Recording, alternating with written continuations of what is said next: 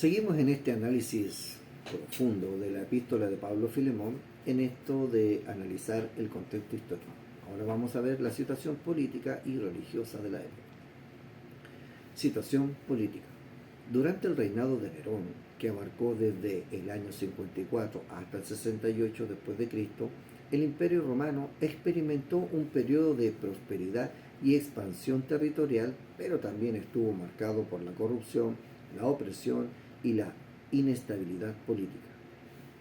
Nerón ascendió al trono a una edad temprana y al principio fue recibido con entusiasmo por el pueblo romano, que tenía la esperanza de un nuevo periodo de estabilidad y crecimiento bajo su liderazgo. Sin embargo, a medida que avanzaba su reinado, las deficiencias de Nerón como gobernante se hicieron evidentes. Su gobierno estuvo plagado de corrupción y nepotismo, con muchos de sus familiares y asociados recibieron cargos importantes y privilegios indebidos. Esto generó resentimiento entre las clases dirigenciales y contribuyó a la creciente oposición hacia su gobierno. Nerón también se ganó una reputación de tiranía y crueldad debido a su comportamiento despiadado hacia aquellos que consideraba una amenaza para su poder. Se conocen numerosos casos de ejecuciones arbitrarias, incluida la de su propia madre, Agripina, y la persecución de grupos minoritarios como los cristianos, a quienes culpó del gran incendio de Roma en el año 64 después de Cristo. Además de la corrupción y la tiranía, el gobierno de Nerón estuvo marcado por las luchas internas de poder entre diferentes facciones políticas y militares.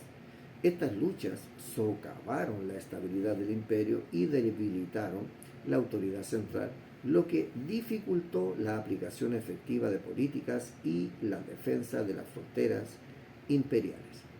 En las provincias más periféricas del imperio, como Asia Menor, la administración romana también enfrentaba desafíos significativos. La burocracia imperial y la recaudación de impuestos eran percibidas como opresivas por la población local, lo que generaba resentimiento y descontento hacia el gobierno central. Además de las tensiones éticas y culturales entre las diversas comunidades en Asia Menor, a menudo exacerbaban los problemas sociales y políticos, lo que dificultaba la gobernabilidad efectiva por parte de las autoridades romanas.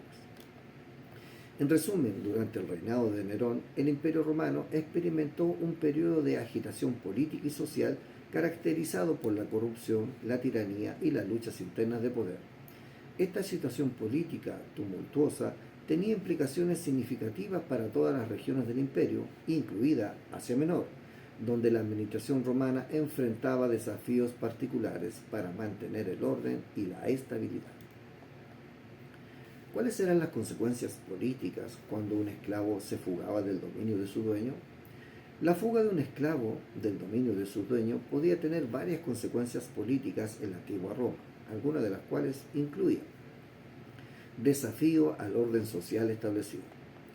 La sociedad romana estaba profundamente arraigada en una estructura social jerárquica donde los esclavos ocupaban el nivel más bajo y los ciudadanos libres, especialmente los propietarios de esclavos, tenían un estatus privilegiado. La fuga de un esclavo desafiaba el orden social establecido al cuestionar la autoridad y el control del dueño sobre su propiedad. Esto podía provocar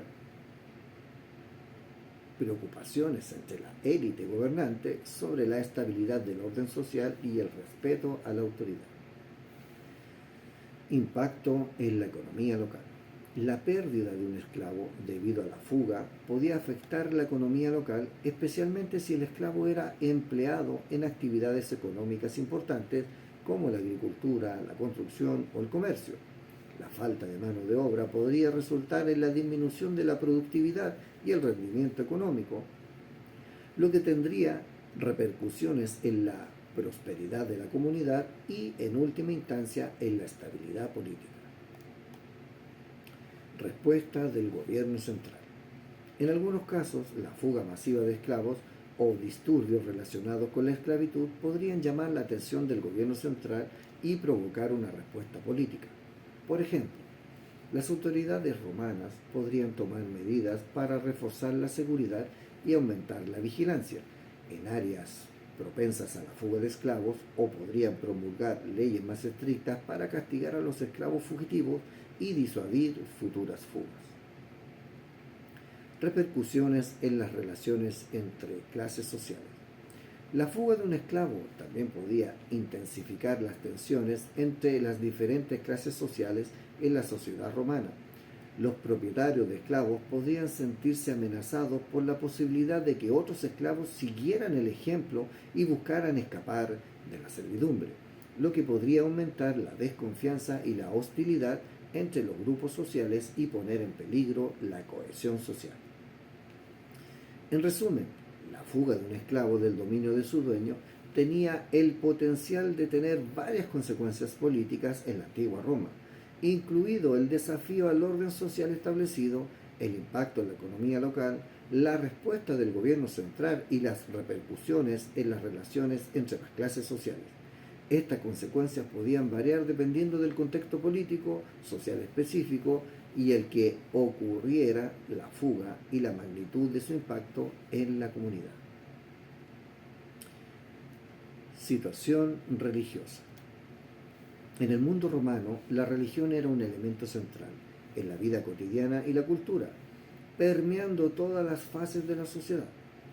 La religión oficial del Imperio Romano estaba basada en el culto a una amplia variedad de dioses y diosas que eran venerados en templos y santuarios a lo largo y ancho del imperio. Estos dioses y diosas representaban diferentes aspectos de la vida y la naturaleza y se creía que influían en el destino y el bienestar del Estado y sus habitantes.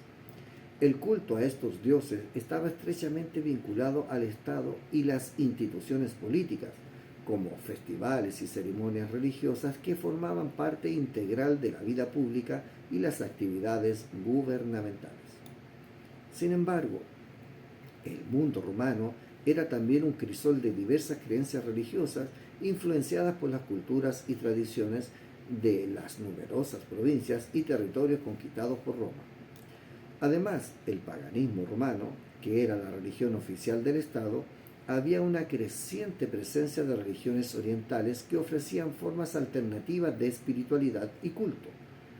Estas religiones mistéricas, como el culto a Isis, Mitra y Cibeles, ganaron seguidores en todo el imperio debido a su énfasis en la promesa de salvación personal y la comunión directa con la divinidad a través de rituales secretos y misteriosos.